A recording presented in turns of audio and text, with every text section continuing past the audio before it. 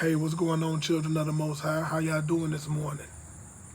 I got on here today to talk to you about why or how things will never change in a person's life. And it's sad, but it's true. And I don't want you to be that person, because we were children of the Most High. And, the Lord called us to live that way, right? Amen. But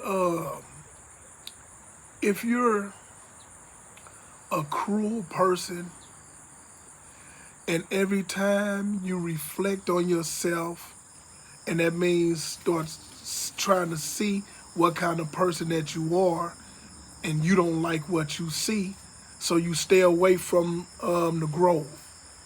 So basically, you run from doing the corrections.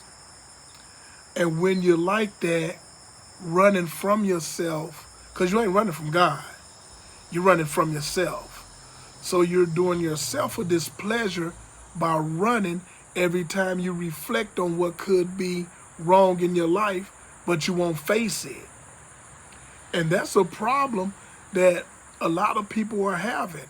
And the thing about that too is you can have those that go to church and been going to church 20, 30 years, but still run from themselves and never do the work. And by being that way, I guess these people believe that going to church would help them keep the consequences of who they are at bay. So they're not changing. They're just being somewhere, hoping that by going to church is overriding the consequences that come behind being a hateful person or a cruel person. But when it's over with, said and done, if you take a look at their life, they're mad, angry, bitter, at the same time while they're still going to church. Okay, and see, nothing never changes for them because the work don't come from you going to church. The work comes from you being changed from within inside out. You have to face yourself. You have to face the enemy. You have to face the darkness within you. That's the only way you're going to be able to overcome. To say, Lord, fix me. And the things that you can see, Lord, fix me because I don't feel like I got the love in my heart that I need, that you require me to have to be a better person or to please you.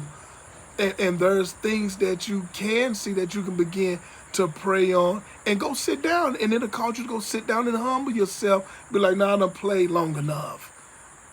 I'm done. I'm coming real with myself. Some people have to go through that. And, some just was real from the jump. So, they process just begin. But if you refuse to do the work and run from it, you'll be in church clapping, mad, looking at people, acting like you've been here all your life and that you deserve the credit to look like something because you've been here for 20 years and all that stuff that has no sting for your uprising in life.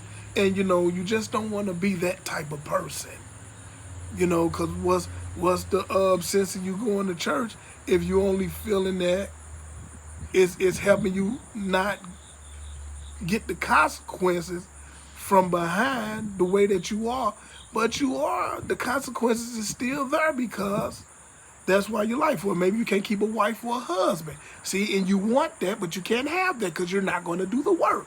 Or you can look at don't understand why your life feel cursed because there's a lot of things still that's going on no matter how many times you go to church, how long you've been there. But I'm looking at your life. You're mad, you're bitter, rolling your eyes.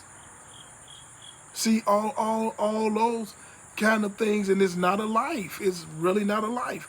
But I'm going to close with that, and hopefully this little message here, did something to you that, maybe you can realize what you've been seeing as to why something ain't been working in nobody else's life. But if you're one of them people who reflected and seen that you got hatred and cruelty in your heart, maybe this will help you understand as to why things ain't working in your life, and it'll keep you from getting bitter because nothing ain't working for you.